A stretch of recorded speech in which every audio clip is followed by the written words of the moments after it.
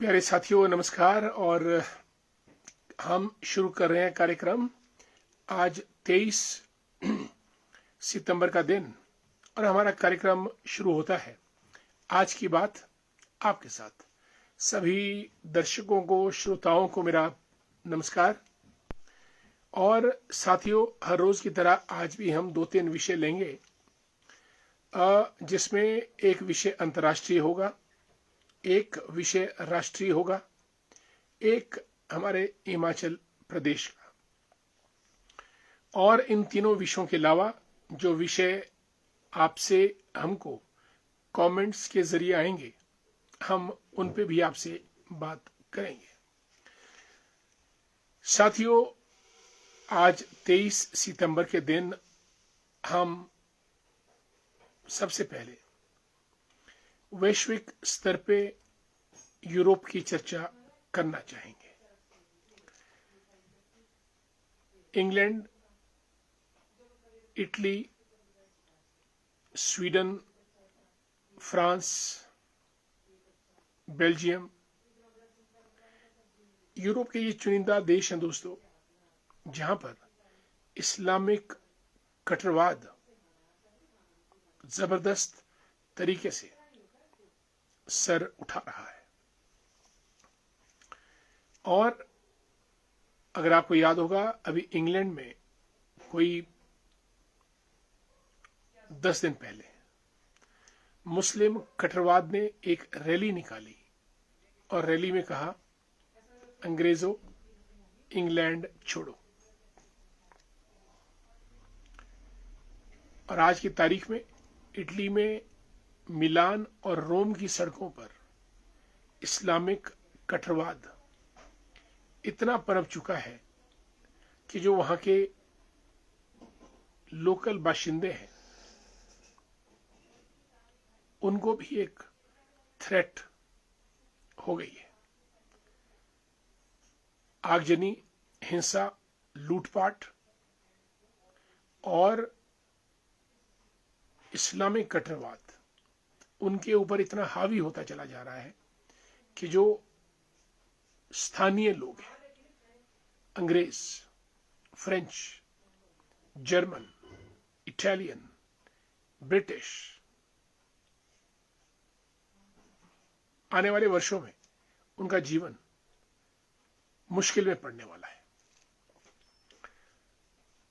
ये मुस्लिम कट्टरवाद की जो ग्लोबल ज्वाला है दोस्तों, ये फैलती चली जा रही है।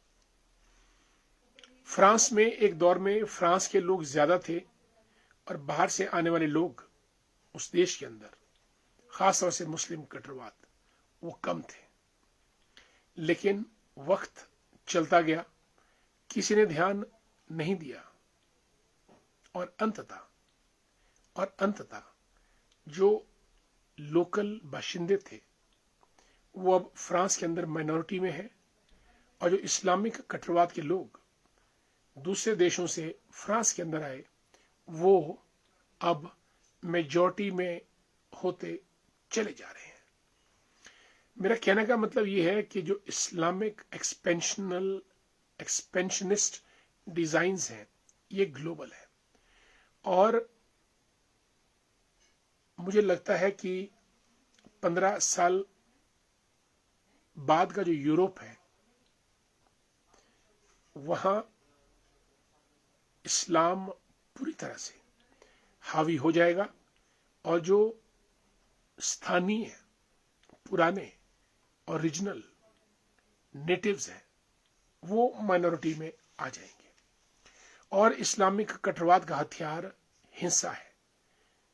फ्रांस में, रोम में, लंदन में कितना जबरदस्त आगजनी प्रदर्शन हुआ इस्लामिक ग्रुप के द्वारा। और वे लोग जो वहां के निवासी हैं, ओरिजिनल, उनके खिलाफ हिंसा कर रहे हैं, उनको उसी देश को छोड़ने की बात, धमकी दे रहे हैं जो देश उनका अपना है। आज भी मैं इटली की खबरें सुन रहा था। रोम और मिलान की सड़कों पर इस्लामिक कट्टरवाद, उग्रवाद पनपता फैलता जा रहा है और सभी को धमकाते जा रहा है। ये क्लैश ऑफ सिविलाइजेशंस है। एक बहुत बड़े विचारक चिंतक हुए हैं हटिंगटन, उन्होंने किताब लिखी है द क्लैश ऑफ सिविलाइजेशन। ये क्रिश्चियन इस्लाम की लड़ाई है और हमारे यहां पे ये लड़ाई हिंदू तक पहुंच जाती है। क्रिश्चियंस हालांकि विस्तारवादी नीति पे विश्वास रखते हैं, लेकिन हिंसक आंदोलन नहीं करते हैं। और भारत विस्तारवादी, जो हिंदू मेजॉरिटी में है, विस्तारवादी नीति नहीं रखता है, सभी को शरण देता है और आज तक भी दी।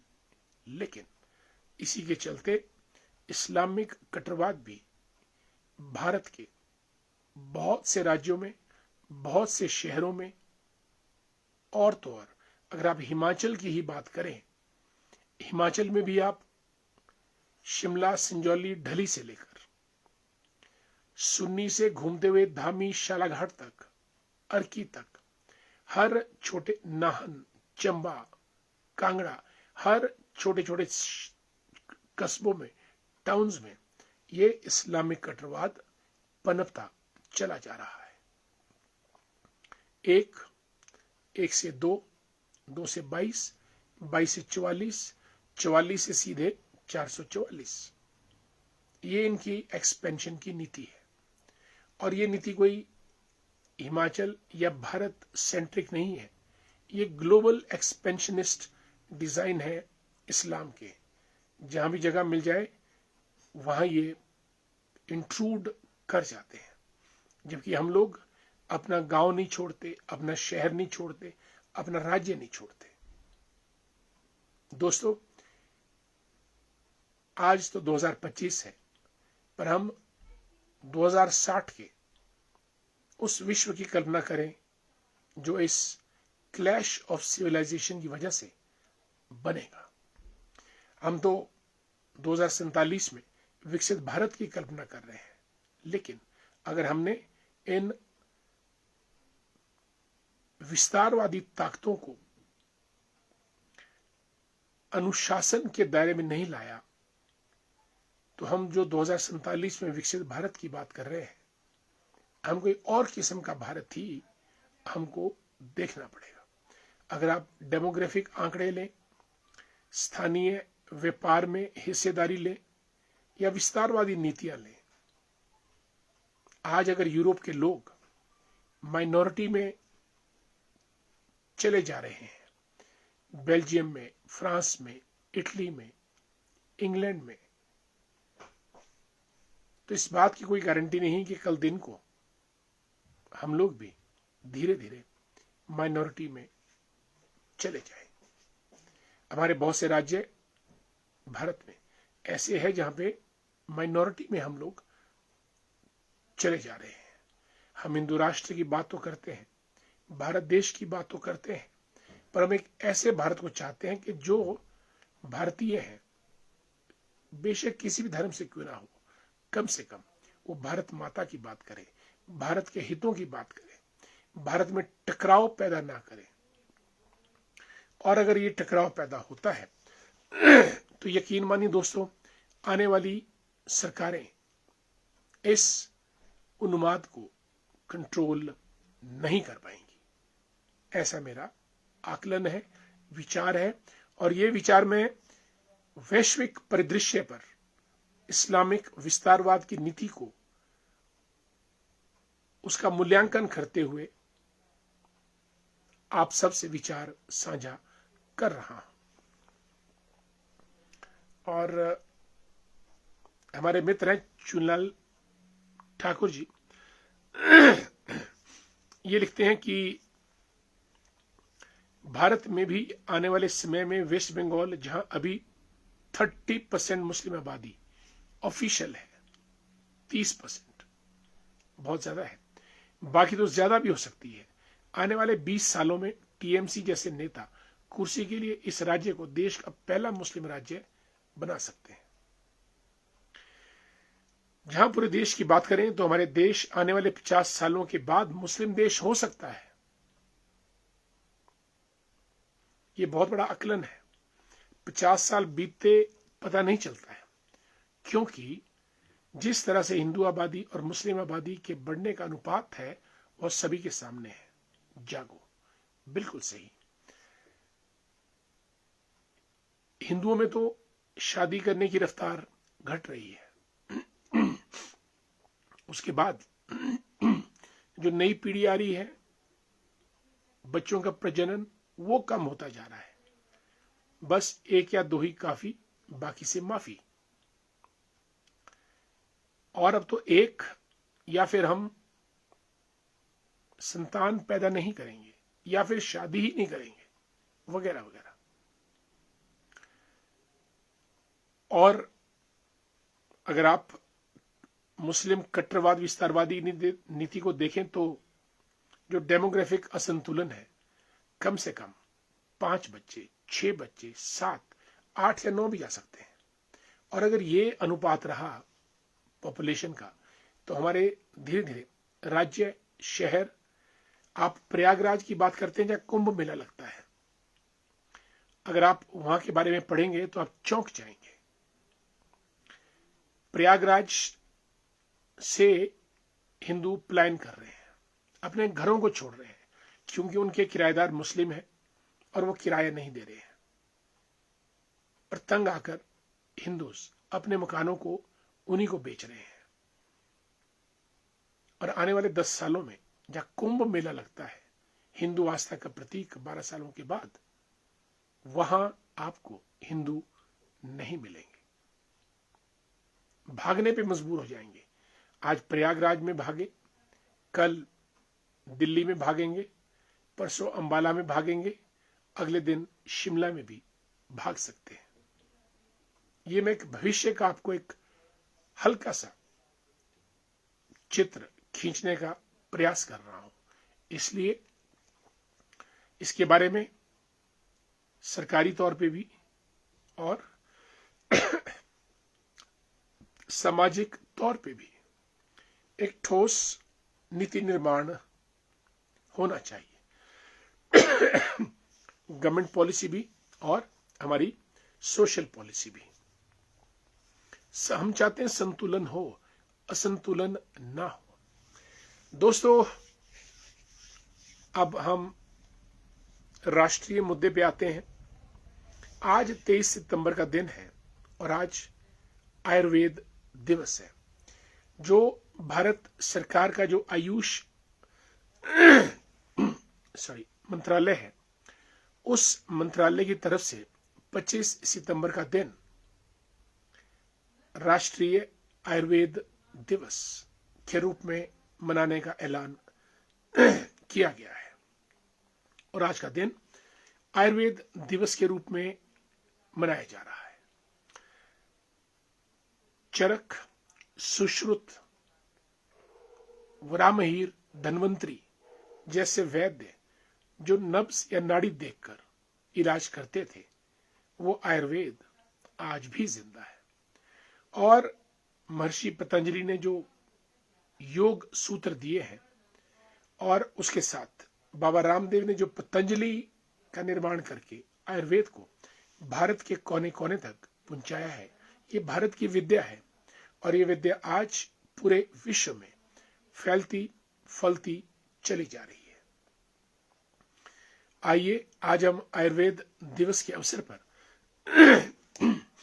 ये प्रण करें कि हम लोग एलोपैथिक मेडिसिन के बजाय आयुर्वेद का सहारा लें, बिना साइड इफेक्ट्स के अपने आप को स्वस्थ रखने का प्रयास करें।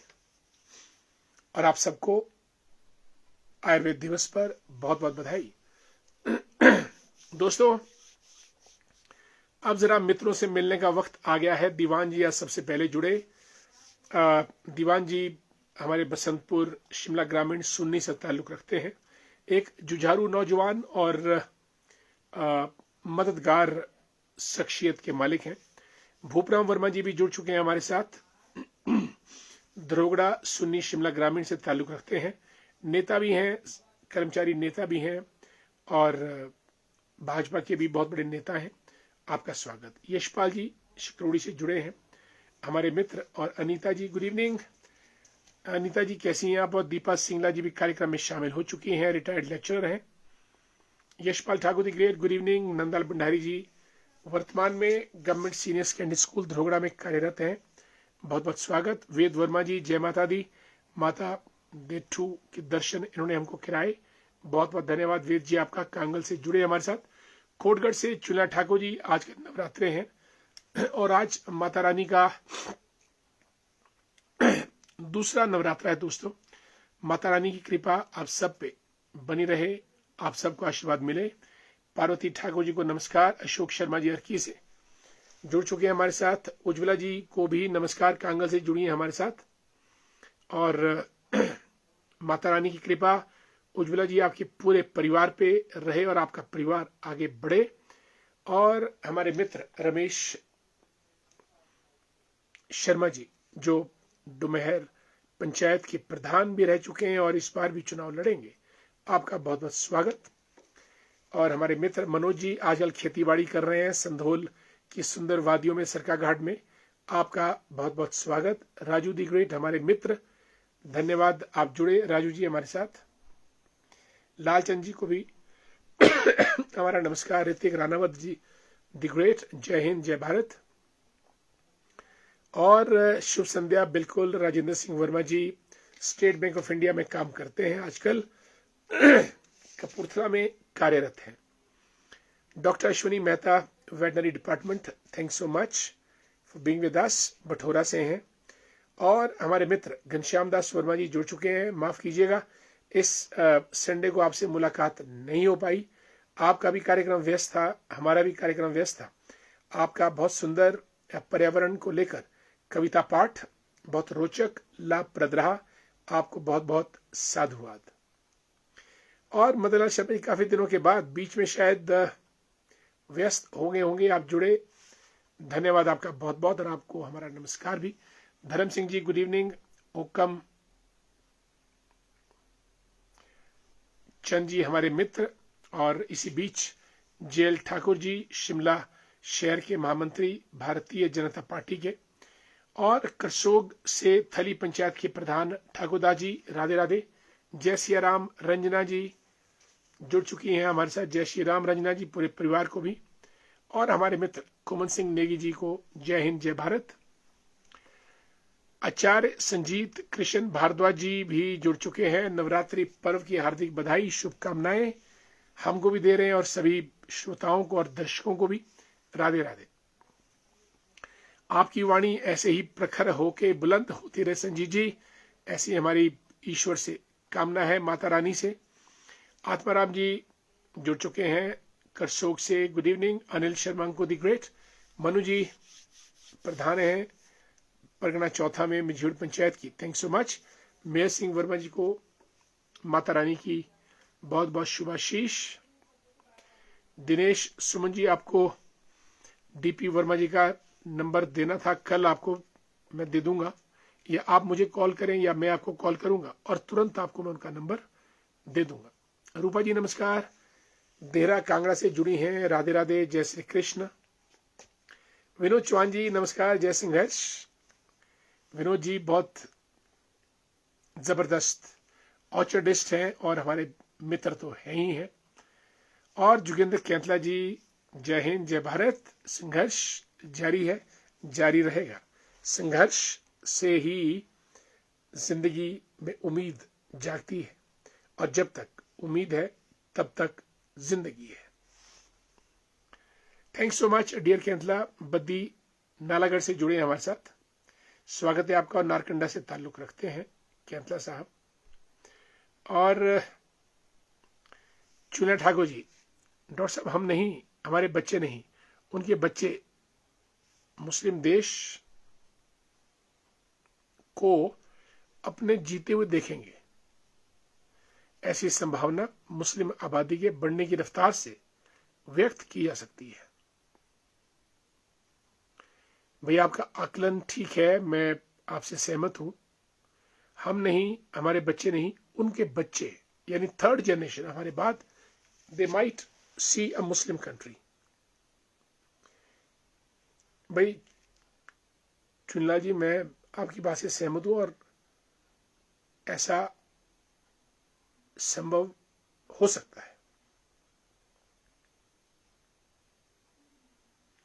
ये आबादी लगातार बढ़ती जा रही है साल दर साल, और हमारी आबादी साल दर साल घटती जा रही है।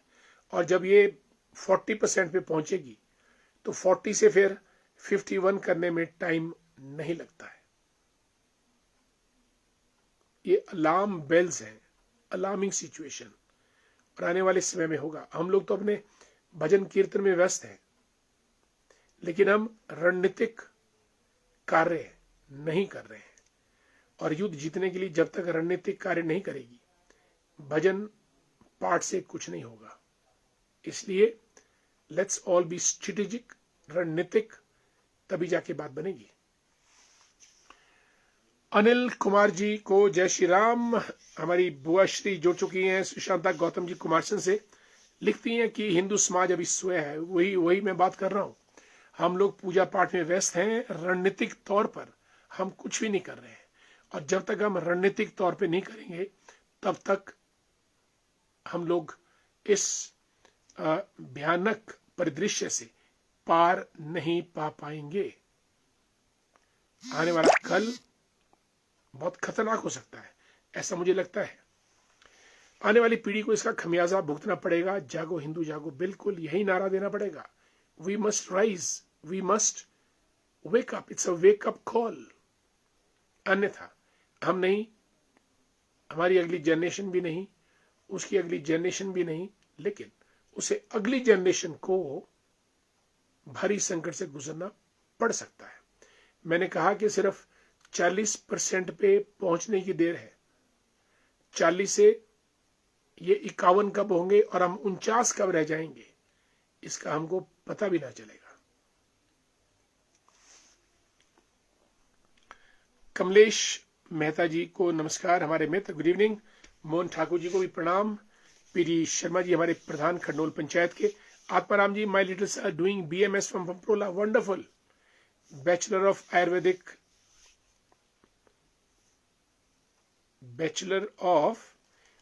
Medicine and system, I think यही पूरा BMS से बनता है।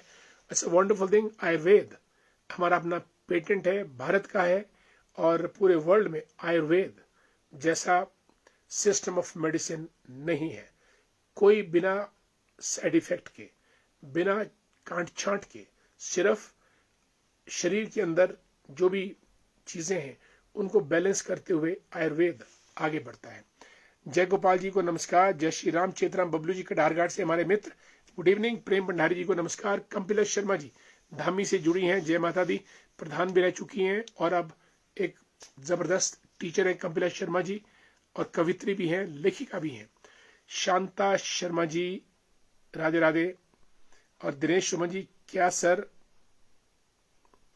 शल्य, यस, चरक शुष्क वगैरह तो शल्य चिकित्सा करते थे, लेकिन शल्य चिकित्सा तक आयुर्वेद पहुंचने ही नहीं देता है, उससे पहले ही इलाज हो जाता है।